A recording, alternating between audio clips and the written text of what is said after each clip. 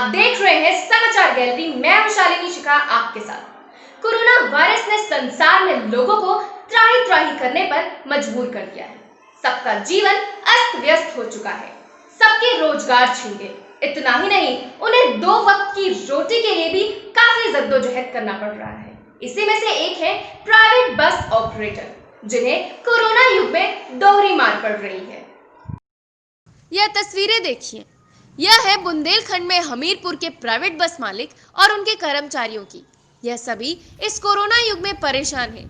इनका कहना है कि उन्हें गर्मियों की शादी विवाह का इंतजार बड़ी बेसब्री से रहता है, लेकिन इस बार उनके सारे सपने बर्बाद हो गए हैं। लॉकडाउन के चलते दोहरी मार पड़ने से बस मालिक भुखमरी की तरफ पहुंच रहे हैं, क्योंकि एक तो गाड़ियों का चक्का जाम है, तो वहीं पैसेंजर टैक्स 7200 रुपये प्रति माह और बीमा टैक्स 6000 रुपये प्रति माह इनको लग रहा है। प्राइवेट बस ऑपरेटरों उत्तर प्रदेश के मुख्यमंत्री योगी आदित्यनाथ से टैक्स और 3 माह का बीमा माफ करने की गुहार लगा रहे हैं, जिससे उन अतिरिक्त मार ना पड़े। हम लोगों की सरकार से मांग है कि 3 माह का हम लोगों का ये टैक्स माफ़ किया जाए, जो माहवारी हमको लगता है, और हमारा 3 माह का जो बीमे का लगभग 6000 रुपये प्रति माह लगता है, इसको 3 महीने का एक्सटेंशन दिया जाए। इससे हम लोग जो अब हमारे कर्मचारी वगैरह वो भुखमरी की कगार पर हैं, बेचारे भूखों मर रहे, कोई कामकाज नहीं मिल रहा। हम लोग थोड़ा थोड़ा जो बन पड़ रहा है उन लोगों की मदद कर रहे हैं कि उनके परिवार भूखों ना मरें, लेकिन सारी व्यवस्थाएं हम लोगों की रुकी हुई हैं। हमारी बसें सड़ रही हैं, और जो सीज़न था, यही सीज़न होता है, शादियां होती हैं तो हमारी बस में बुकिंगों पे जाती हैं, उससे हम लोगों को जो लाभ मिलता है वही हम लोग साल भर में अपनी बसों का मेंटेनेंस बनाकर रख पाते हैं। वो हमारा सीज़न चला गया।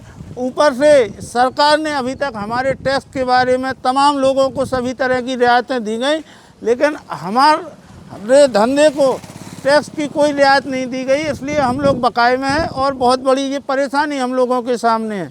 जब तक इस समस्या का समाधान नहीं होता, हम लोग बसें किसी हालत में चला नहीं सकते। हमारा जो 3 माह का जो बीमा है, इसको आगे बढ़ाया जाए, और हमारे जो मजदूर भूखमरी की कगार पे पहुंच गए हैं 3 माह में, सरकार उनको कोई रियायत दे।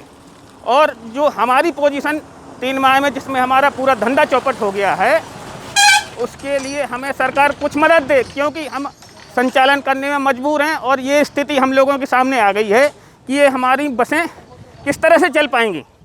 हमारा जो 3 महीने का जो पूरा धंधा था वो सब चौपट हो गया, सालक चौपट हो गई, मार्ग पर हमारी बसें नहीं चली हुई हैं। इसलिए हम सरकार से यही मांग करते हैं कि हमारी इस मांगों को पूरा किया जाए। नहीं तो ईंट भट्टा पे हमारी बसें जाती थीं। इस वक्त हमारे AITO हमीरपुर का ये कहना है, हमने उनसे कहा कि हमें आप जो है मैनुअल तरीके से परमिट बनाकर, हमारा टैक्स बाकी है तो मैनुअल तरीके से परमिट बना के दे दीजिए। हम फीस तो जमा कर रहे हैं भाई, टैक्स तो हम कहाँ से दे दें जब हमारी ये गाड़ियों की ये पोजीशन है। हमारी ये पोजीशन है कि हमें खुद लाले पड़ रहे हैं अपने खर्च के। तो उनका ये कहना है कि भाई ऐसा है कि जब तक आप टैक्स सरकार का अदा नहीं करेंगे तब तक ये परमिट नहीं बन पाएगा।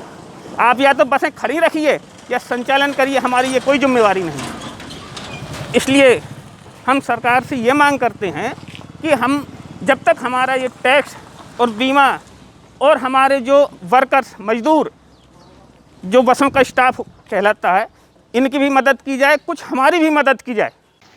कोरोना युग में यह कहानी केवल प्राइवेट बस मालिकों की नहीं, बल्कि उन तमाम लोगों की है जिन पर लॉकडाउन के कारण काम ठप होने से दोहरी मार पड़ रही है। हमीरपुर से रविंद्र सिंह रिंकू की रिपोर्ट।